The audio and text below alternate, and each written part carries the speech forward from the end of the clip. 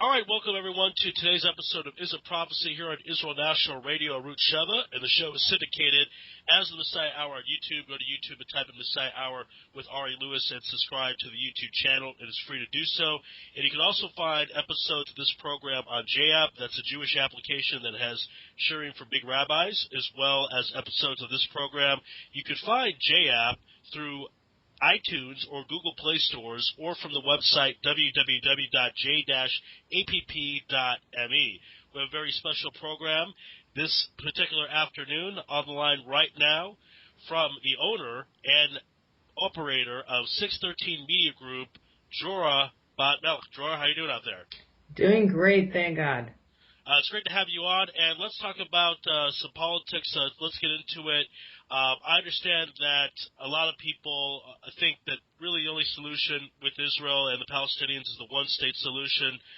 Tell us your thoughts, if that's what you agree with, and why that is. Well, my thoughts are for all kinds of reasons. If you look into the strategic parts, if you look into functionality, if you look into the Arabs themselves' attitudes towards what they want to have comprising Israel, or to be more accurate, Palestine, you cannot in any way think about the possibility of having a second state inside the territory that we call Israel, including beyond the 1967, including Judea and Samaria. And if we get into particular reasons, we have to look into, one is, how can you comprise a state next to us when the little bit that we tried with Gaza, when we disengaged and let them have their own possibility to have independence and self-ruling and dominion over the territory, we got basically the founding of a terror state with rockets, with Hamas being engaged in, terror from there. We never got really peaceful type of engagement with our country. So the whole experiment of the Oslo Accords, which we can see being enacted in Gaza, was a total failure. How can we, in our right mind, do another experimental thing with much longer borders, with strategically disadvantage to us, because we know that the whole entire Judea and Samaria area is on a hilltop.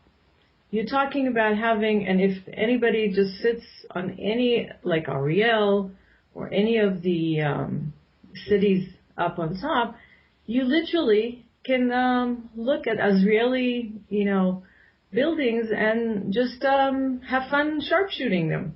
I mean, how can you in any way feel comfortable to give an entire country to be a hostage, including our airport, including vital strategic areas, to people that come out and say it clearly? I mean, there's no masking, okay? They say it in Arabic. Of course, they say something different in English and Hebrew. But my background is my parents are from Iraq. So my first language to understand is Arabic. My second is Hebrew, and my third is English. So when I hear, broadcasts from Palestine News or from Al Jazeera, I can hear it in the original. And what they say is very clear. There's two plans. There's the Give It Today plan by Hamas, which means that, we want everything, all the borders, everything including Haifa, Lod, and Jaffa, given to us to create the land of Palestine. That's called the immediate goal. Then you have the plan with, Abu Mazen, which is the stages plan. You're saying, okay, first stage, we're going to do up to 1967 borders. We're going to create a land. And then we're going to have, the second stage will be, okay, we got this part, we can go for the next part. these plans are detrimental to our survival, and feeling or thinking that those are a solution, a vital solution to our safety is absurd. Now, since, as you're talking about, it's such an absurd idea, then why would people want the two-state solution? That is a very, very good question. A lot of people, I was reading this morning about show people, a lot of different people are hopping into the bandwagon of the, One Voice, and other organizations are calling. And I'm reading what they say, and it's really interesting to read their, they write in their website, "The land is ours." A campaign to encourage young Palestinians to participate in nonviolent resistance to end occupation, realize the two-state solution, and establish an independent Palestinian state on the 1967 lines, with East Jerusalem as its capital. I have a bit of a problem with the whole concept and the whole idea that people forget about our heritage and our past. I like a lot to read Eli Hertz's book. Eli Hertz wrote a little book about Jerusalem, about the situation that was in Israel. His book is called "This Land is My Land, A Mandate for Palestine, the Legal Aspects of Jewish Rights." And in it, it really, really asks a very valid question. And I have to quote this because it's just so prevalent. Ever ask yourself why during the 30-year period between 1917 and 1947, thousands of Jews throughout the world woke up one morning and decided to leave their homes and go to Palestine?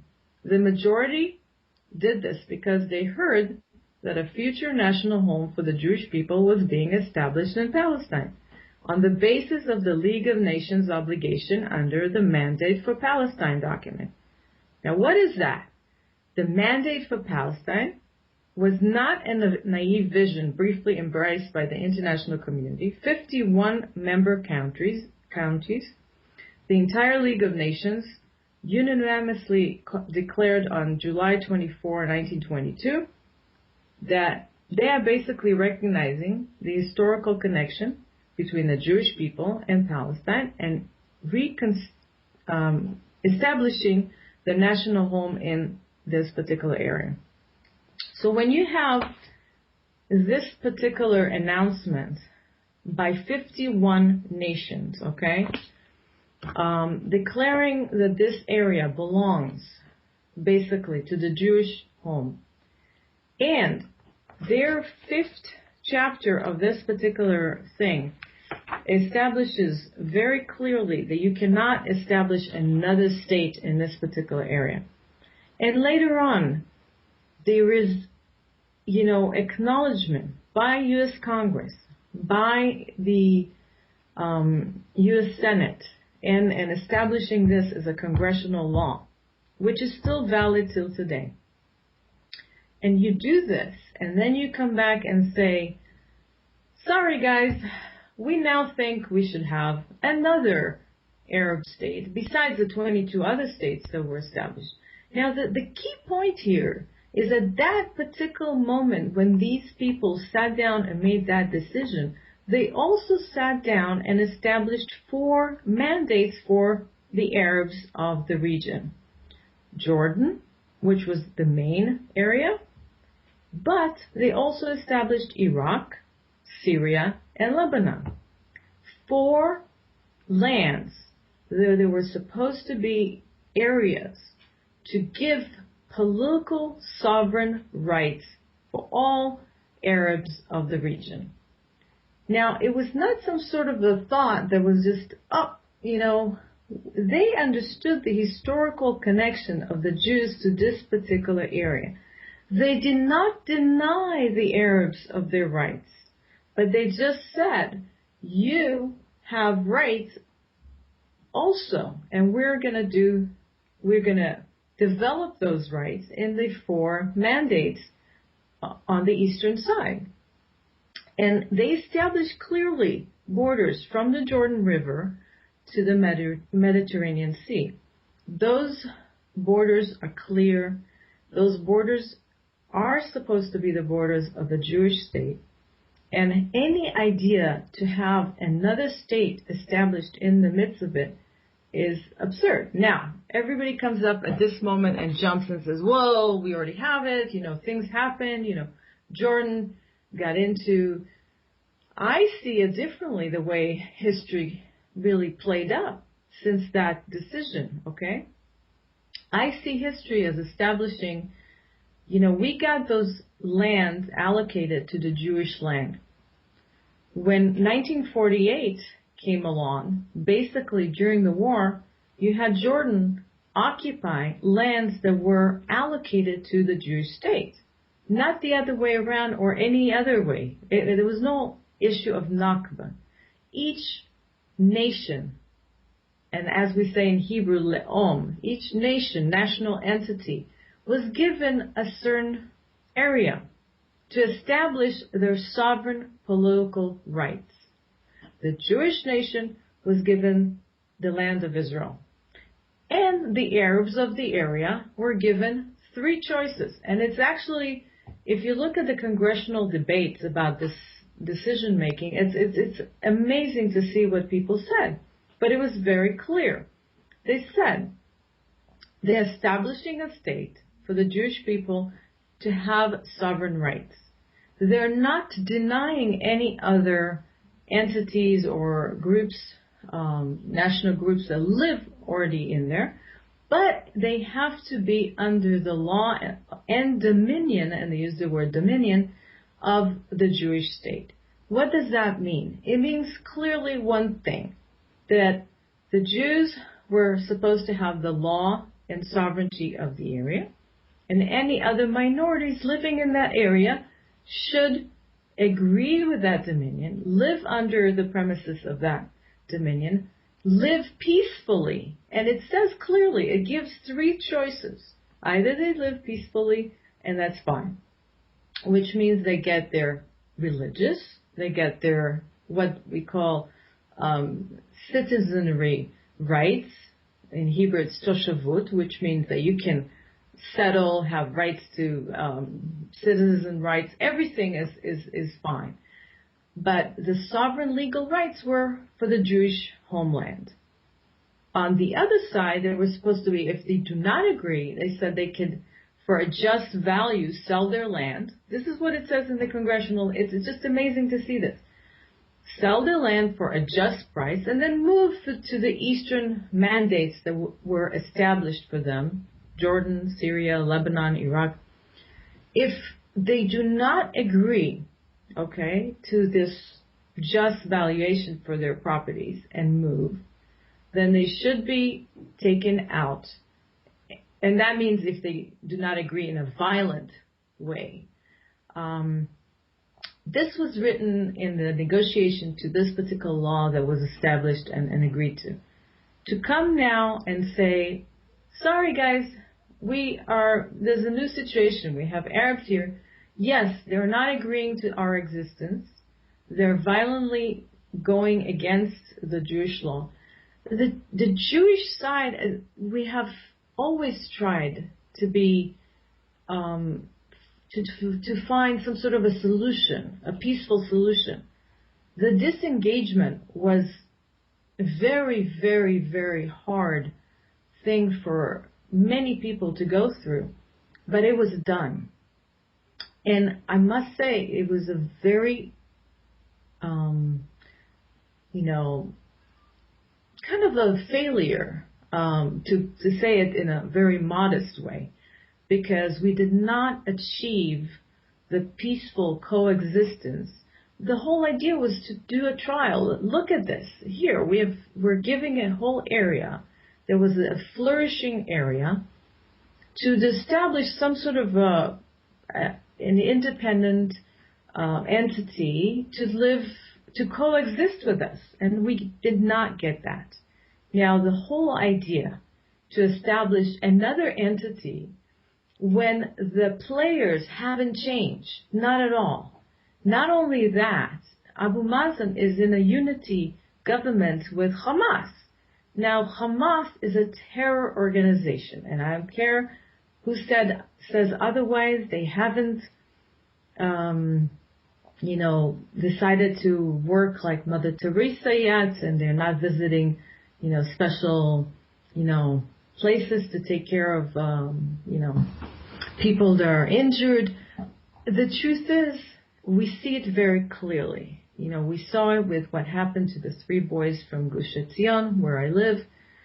They are a terror organization, and they haven't retreated from that particular type of mentality for years. The only solution that can be established in Israel right now is to basically have dominion and the Israeli law all the way to the Jordan River and establish a fair, system that will be sort of a tribal system that will give the areas where you have A and B, what we call A and B, sort of an ability to not self-govern, but have centers of governmental centers where they can, vote for, and then have some sort of an ability for some independence. But to have any kind of full independent state, when we see what's happening right now with what I call Daesh, and in English everybody called ISIS, is ludicrous. There's extremist forces getting into the whole entire region and influencing towards extremism, Muslim extremism. And any idea to establish a state that is already being mostly governed by extreme Hamas, but both Hamas and Abu Mazen are losing their energy in this, I would say, race for government, because more extremist forces are getting in. We know that ISIS is trying to get into Jordan full force. They're already in Iraq in a very strong presence, Syria for sure. Anybody that closes their eyes and looks at this and says, no, they're wonderful people, they're going to bring us candy and gifts for Rosh Hashanah. I mean, come on. You have to be realistic. We're living in a environment that is changing and developing, and to ignore ISIS and to say that the Judean Samaria Arabs are not influenced. I mean, they're finding, I happen to work with people that are a little bit, they're Druze. Some of the people in our, I work with, a special group that, trying to establish some sort of an idea that would be working for Jews, non-Jews, minorities. They're all very Zionist, and we have a lot of Druze, and they're telling me, it's like, the ISIS forces are getting in full force into Judea and Samaria, and there's cells being discovered. This is to say that you can establish a second state and just to kind of go blindly and not acknowledge the forces that are influencing this turmoil in the Middle East is absurd. Again, this is a Prophecy on Israel National Radio, Ruth Sheva. The show is syndicated as the Messiah Hour on YouTube. Go to YouTube and type in Messiah Hour with Ari Louis and subscribe to the YouTube channel. It is free to do so. Drora, I want you to talk a bit about the American influence on the one-state solution, or two-state solution, I should say, because a lot of presidents in recent time have tried to push for this. Bill Clinton, George W. Bush, President Obama, obviously. What is their motivation, and talk about their influence on our region? It's a very good question, Ari. I'm really glad you brought it up, because what's happening here is another issue that every potential voter has to look at. You have to look at what's going on. As a voter, you look at the situation that we have right now, and you're saying, okay, there is all kinds of forces influencing the situation. And one of the forces is obviously the United States. And Obama has never, and then can be looked at from the right or the left side of government entities, that he never supported Israel in the traditional way. I mean, he really was very clearly supporting Islam and supporting the idea that he thinks that there should be a two-state plan. He never denied that.